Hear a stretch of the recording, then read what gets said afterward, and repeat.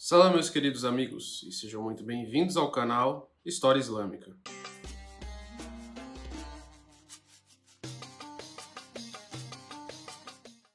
Pessoal, hoje a gente vai falar sobre um personagem histórico que eu acho muito subrepresentado. E quando eu falo muito subrepresentado, eu falo no imaginário popular mesmo, e até nas próprias formas de mídia que tem por aí. E quando eu me refiro a formas de mídia, eu quero dizer filmes, seriados, gibis, revistas em quadrinhos, etc. Porque, dado o tamanho da importância desse personagem, eu acho que ele deveria ser mais representado. As pessoas deveriam conhecer ele mais, porque ele simplesmente mudou a vida de todos nós, né? Você tem um mundo pré-ele e um mundo pós-ele. Mas, como sempre, como acontece com todas as figuras, digamos, africanas, ele é legado a uma nota de rodapé em alguns livros. E eu não estou falando de ninguém mais, ninguém menos do que Tariq ibn Ziyad. Ibn Ziyad foi, sem sombra de dúvida, uma das figuras mais importantes da história humana, porque o shift cultural e o shift político, geopolítico, ocasionado por ele na parte ocidental da bacia do Mediterrâneo e na própria Europa como um todo, foi algo extraordinário. Depois de Tariq ibn Ziyad, a Europa entra em contato com o mundo islâmico. Você tem o desenvolvimento de diversos reinos islâmicos hispânicos, você tem um intercâmbio cultural imenso e a Europa passa a integrar, digamos assim, geograficamente e na cadeia de influência, um império global que ia da China e após Tariq até as fronteiras da França. Então, este é o nível do peso de Tariq ibn Ziyad e que as pessoas não conhecem. Mas vamos estudar quem foi Tariq ibn Ziyad e por que ele é tão importante assim em minúcias. Tariq ibn Ziyad era um líder de origem amazigh. E os amazigh, o povo livre, como eles se autodenominam, é o que nós conhecemos em geral como berberes, ou o povo da Berbéria, o povo do Maghreb, os indígenas, digamos assim, do norte da África e suas inúmeras tribos que habitam ali toda aquela faixa que vai da fronteira egípcia até a Mauritânia, ou a norte até o Marrocos.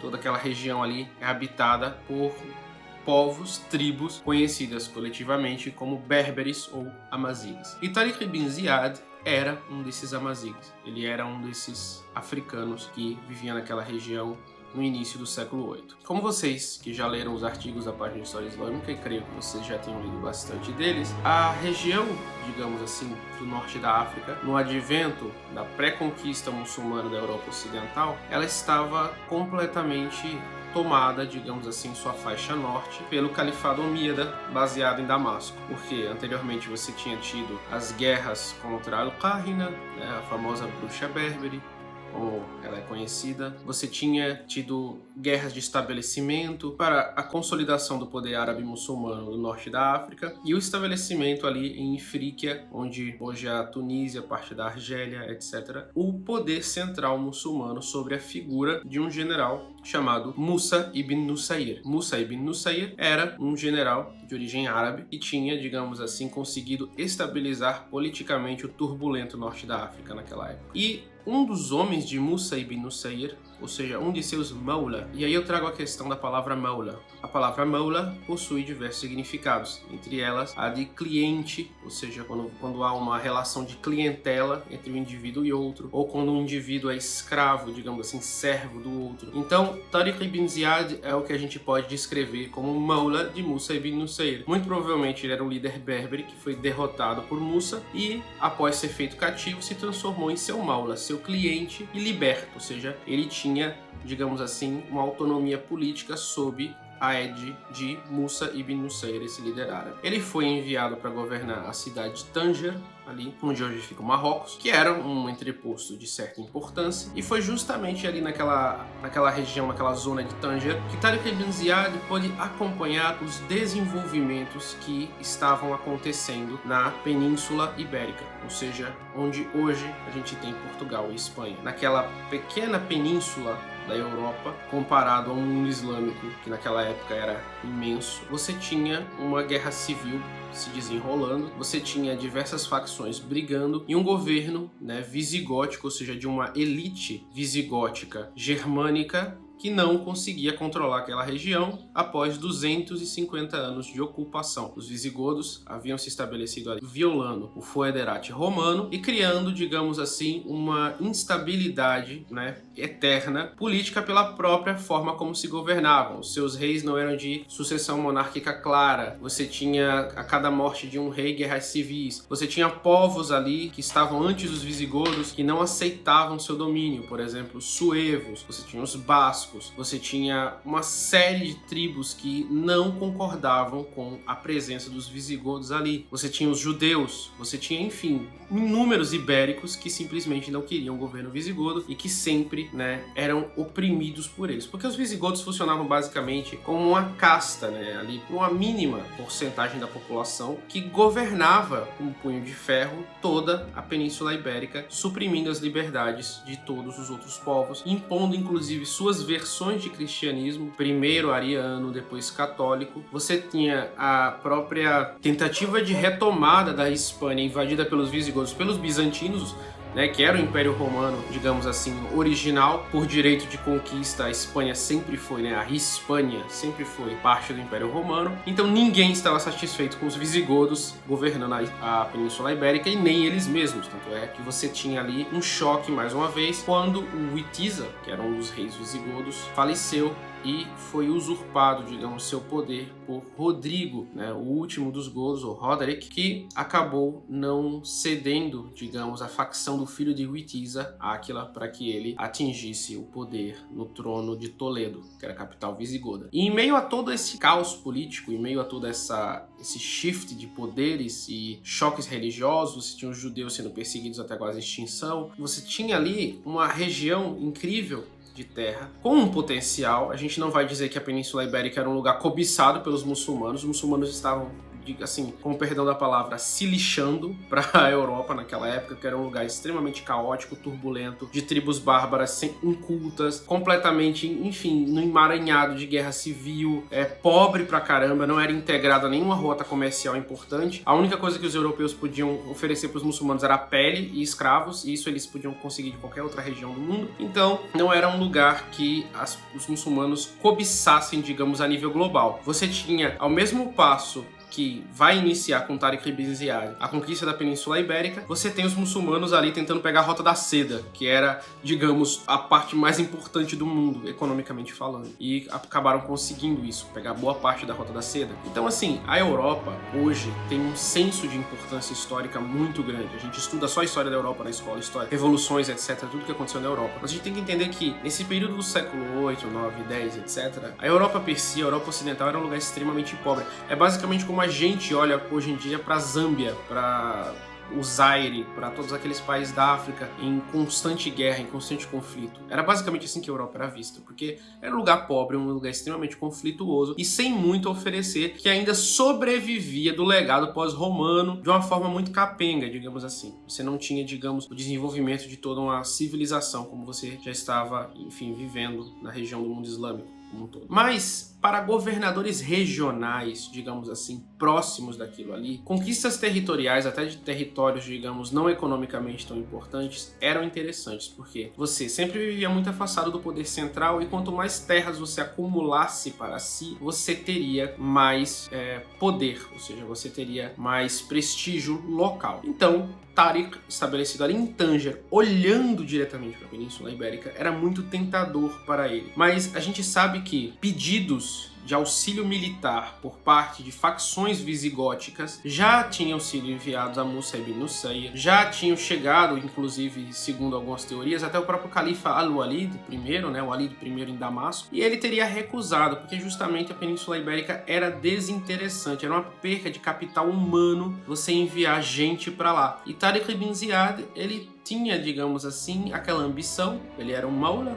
ele era um cliente de Musa ibn Nusayr estabelecido em Ifríqiya. Ele queria suas glórias próprias e ao sul você tinha o deserto do Saara e suas tribos também não era um lugar, digamos assim, muito desenvolvido, né? Até por uma questão de clima, é um lugar extremamente árido, desértico, alguns oásis onde eram estabelecidas certas, digamos assim, tribos. E do outro lado, você vai ter ali a Península Ibérica, pós-romana, caótica, mas podendo ser promissora, digamos, após um investimento, né, civilizatório, digamos assim. Então, provavelmente foi isso que atiçou, né, a, digamos, curiosidade de Tariq por aquela região, ou o interesse de Tariq por aquela região. Ele primeiro vai enviar alguns despachos, ou seja, alguns destacamentos de homens para fazer um reconhecimento territorial, e ele vai entrar em aliança, olha só, ele vai entrar em aliança e convite, né, com as facções cristãs visigóticas que eram anti a ditadura, ou seja, anti o golpe de Estado, anti enfim, toda aquela confusão criada pela ascensão de Rodrigo ao poder em Toledo, ou seja, ali naquela configuração da Península Ibérica, os cristãos e judeus ibéricos foram ao norte da África e convidaram Tariq a tomar o território. Ou seja, eles queriam uma liberdade política e religiosa que seria oferecido, que era impossível sobre os visigodos, em troca, digamos, de uma administração eficaz e da integração a um império mais rico, que era o Império Islâmico. As pessoas falam da invasão moura ou invasão islâmica da Península Ibérica, como se do nada os muçulmanos chegassem lá com um bando de espadas gritando Allahu Akbar, todo mundo vai ter que se converter ou morrer. Isso é mentira. Tariq ibn Ziyad foi convidado. Ele tinha, óbvio, ambições pessoais, senão teria feito isso, mas ele foi convidado. Contudo, ele não tinha... Nossa, parecia uma abelha aqui.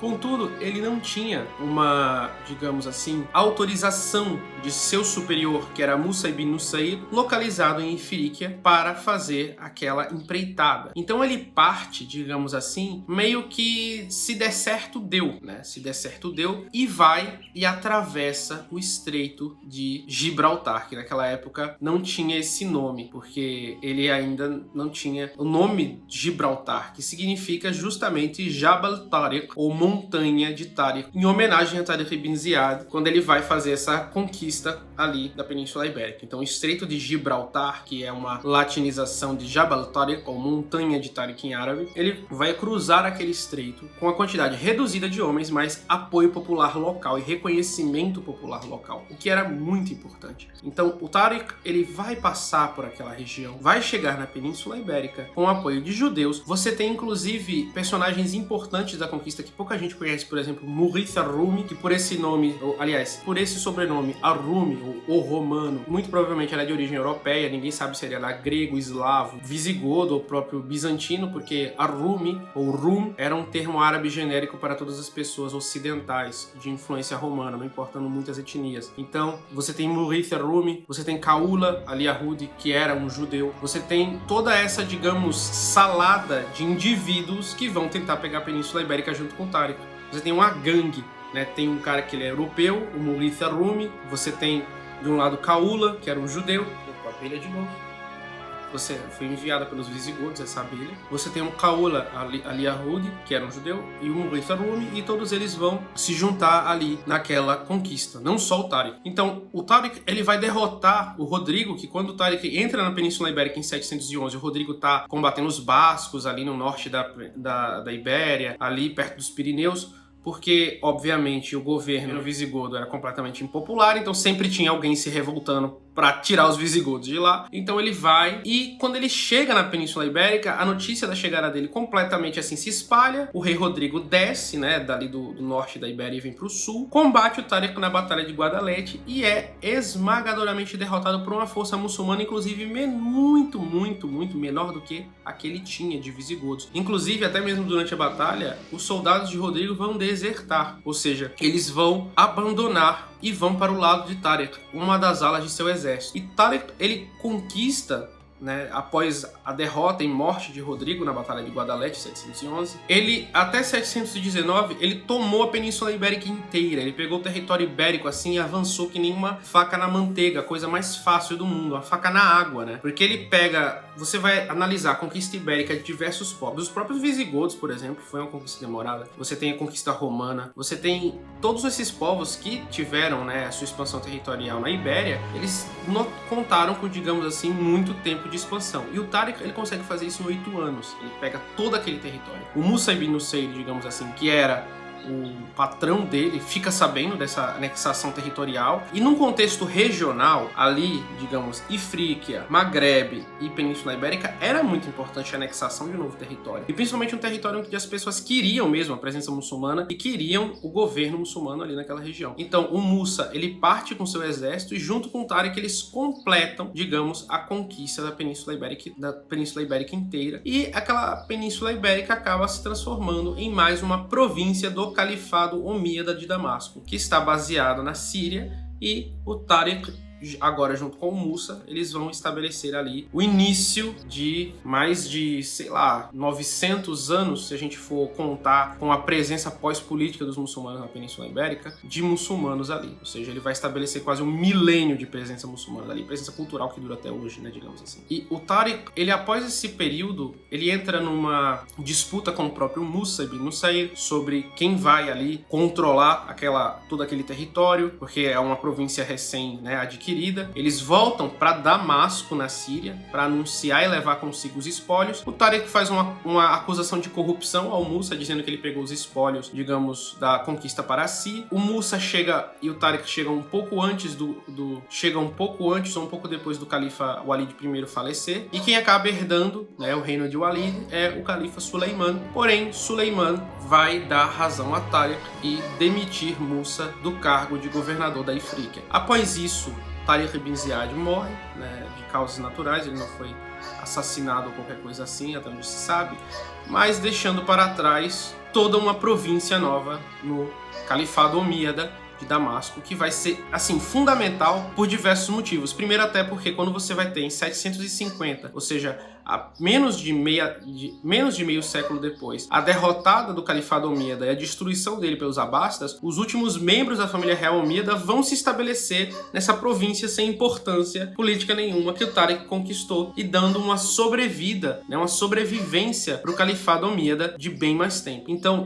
a conquista de Tariq e o papel de Tariq foi muito importante. Tariq integrou Portugal e Espanha, que não existiam ainda naquela época, mas toda aquela região ibérica, ao mundo islâmico. Nós somos descendentes de árabes, berberes, junto com outros povos ibéricos como suevos, visigodos, que viviam ali, justo por causa de Tariq. Nós carregamos o legado de Tariq dentro das nossas veias.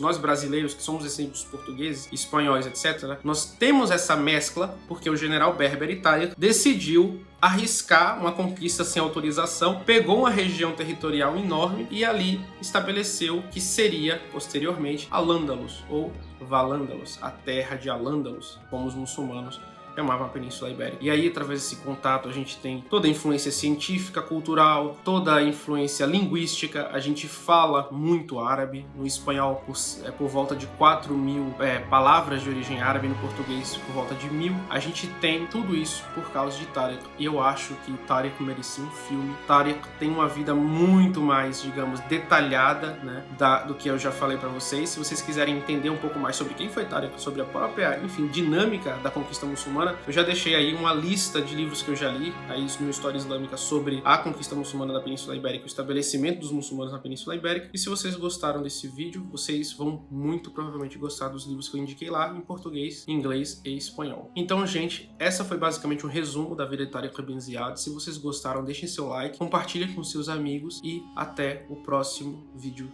Assalamu alaikum.